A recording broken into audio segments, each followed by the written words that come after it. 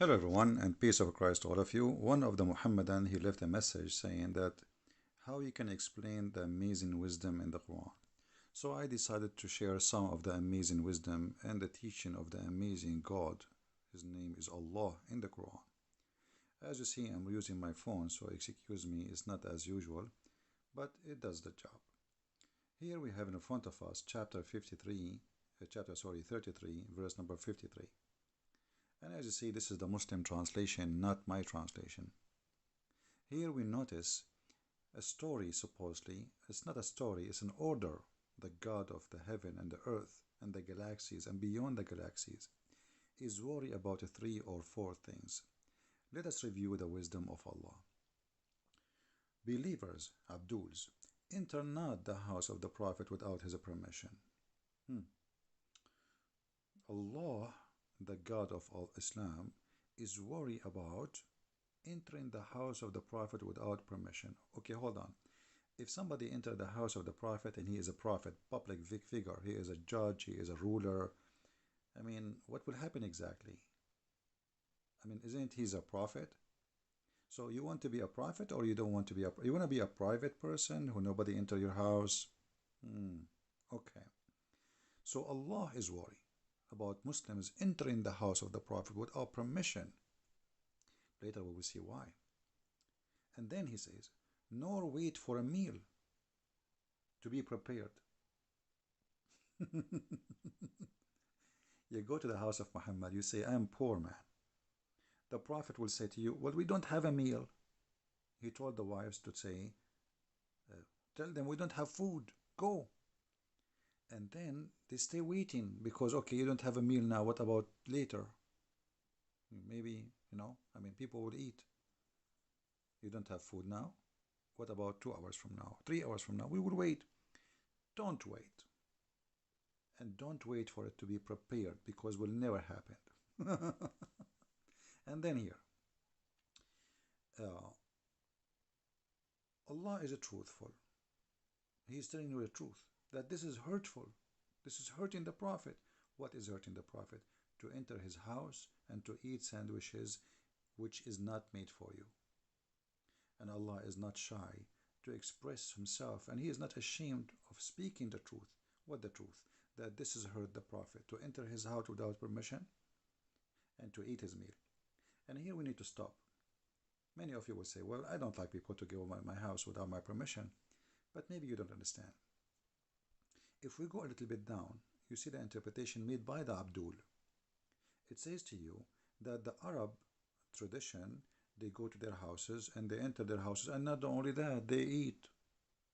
Actually, if you are a stranger and you enter an Arab man's house, you stay in his house for 3 days, 3 nights, and they will not even ask you what's your name, which means your food, your accommodation is for free as a guest.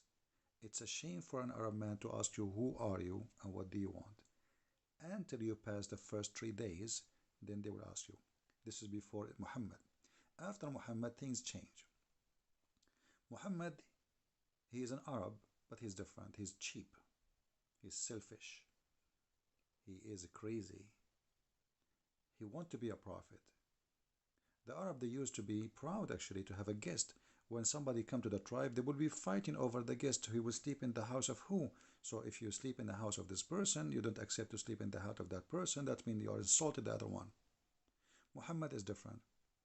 Muhammad, he don't want anyone to come, even those who they are believers. Those are his followers. Don't enter my house without permission. And the funny, they are not ashamed even to say to you that the Arab, they used to be a lot better than Muhammad. Read carefully. This is their interpretation, not mine. The Arab before Islam, they are very open to the guests. Everybody is welcome and they are proud to serve the guest. Muhammad, a selfish man, he liked to eat your sandwich. Muhammad should be welcome anytime to any house. If you remember Muhammad, he went to his own son's house without permission, and he entered the house and he flirted with the wife, as we saw and we explained before. And here we go to the second part of this video. You will see here Allah saying supposedly, If you speak and if you were to ask the wives of the Prophet something, ask them from behind the curtain that is more up for etc. So if you want to speak to Muhammad wives, you have to speak to them from behind the curtains. Otherwise, this is really hurting the Prophet. Okay, hold on. So the Arab before Islam, you can go and speak to the wives of the owner of the man. As long as you do nothing wrong, the man, he wouldn't do nothing to you. I mean, what's wrong with that? But because Muhammad is a very bad, evil man, because he, when he enter a house, he think about the women in the house, he think everybody is like him. To make it simple for you, if you are a person who have a good heart, what do you think? You think everybody around you is good-hearted. As simple as that. Decent, nice thinking. You never think about hurting others. Muhammad, because he is an evil man, he think everyone will enter the house of his house. He will like to speak to the wives of Muhammad for a dirty purpose. This is why he come with the curtain. And supposedly the excuse, it's Allah. It's not Muhammad he want that. It's Allah, you don't understand. Now, listen. Muhammad, he allow Muslim women to go in the street and they can speak to men. And they do not need to be behind the curtain. So why his wives have to be behind the curtain? That means wives of Muhammad cannot leave the house, and if they leave the house, they have to make a tent around them and to be in the curtain. And after that, the Muslims, they start using the curtain to their wives too, because Muhammad first, and they are second. And then we see here the jealousy of Muhammad using Allah as a tool to fulfill his madness. He said, that is more, that it is not lawful for you because it cause hurt to Allah, Messenger. Allah Himself saying to you, if you speak to Muhammad's wife, not from behind the curtain, you are hurting him.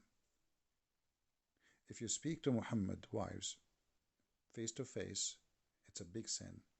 If you eat Muhammad's sandwiches, if you wait for a sandwich to be prepared, that is a big sin. If you enter the house of the Prophet without permission, that is a big sin. And then he continues saying something more crazy. And not to even marry the wives after him.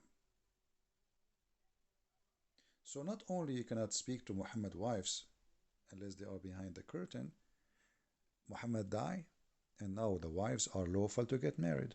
Any woman, she is widow, she can marry a new husband in all religions.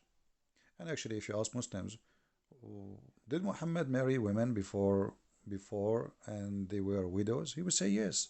As an example, Khadija, she have two husbands before him. She is 25 years older than him, yet he married her. Okay, question. He killed the husband of Safiya. He took her. He took many women after they were widow. Some he killed their women, said their husband. Some he took them after they became widow. So Muhammad have no problem to sleep with the women after her husband either pass away, get killed. So why it is a problem if Muhammad pass away to marry his wife? Because Muhammad is above mankind. He is a crazy man. He want to own those women even after his death. Muhammad here, he was thinking, okay, tomorrow I will die. Who is going to be in the bed with my wife? Omar? Maybe Abu Bakr? Abu Bakr, he cannot marry Aisha, so he will marry whom? Maybe different women. Who care? What about maybe Khalid? Maybe this Muslim, maybe that Muslim. So let us see how we can solve this problem. Bingo. I will make a verse saying that Allah said, no one after me can marry them. And by the way, in that, I preserve those women to death, that nobody can touch them, but yet I can touch every woman.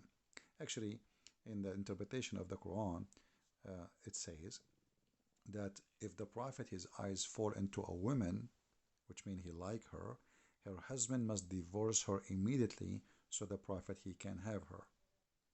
And here you notice how filthy this man is. And this is exactly what he did with his own son. He went to the wife when the husband was away. He entered the house. He saw the women wearing almost naked clothes, and he flirted with her with loud voice, and there's no way he's not aware that she can hear him. And he said, "Praise be to Allah, the one who made my heart a flip for you." Then the wife, she told the son, "Oh, your father was he, and he flirted with me." Then the son went to Muhammad, says, "Hey, I don't like this woman, you take her." So look, imagine here how crazy sick this maniac. He forbid to you what he loved to do. This is the wisdom of Islam. And here the interpretation actually exposed the madness of Muhammad, that the Arab, they used to be a lot better than before Islam from the Arab after Islam. Share your comment, post your comment. If you are a Muhammadan, don't forget to refute me about Muhammad forbidding people from eating his sandwich. Allah will provide him with more sandwiches. What's wrong with you? You see, Jesus, when they ask you for a sandwich, according to the Quran, chapter 5, Al-Ma'idah, this is why it's called Al-Ma'idah, which means the table, the meal. Allah, He sent 7 sandwiches. Every sandwich have a wheel. Wheel. 7 sandwiches with 7 wheel. So why Allah is worried about people eating the food of Muhammad? What about Allah making miracle that people, they can come anytime and eat from his house and there's no problem, especially the poor? Here you will see the stupidity of a madman trying to make himself above mankind, using what he called God, making himself controlling everything around him, and forcing things so nobody discuss why. The wife, they will say to him, "Why we cannot marry after you?" No, Allah, He said so. They cannot discuss that. Even the father of those women, they cannot say, "Okay, Muhammad, he died. She have the right to marry." But by saying Allah said, it's over. This is the evil Muhammad, and you heard some of his wisdom. This is not the wisdom of God. This is a man speaking about his own, making his own fantasy, controlling people using God for his own glory. And this glory is filthy glory. Even the dog outside agreeing with me. Thank you very much for listening. And by the way, I am still in a mountain area, very beautiful, and it's very great. Thank you, and God bless you. Take care.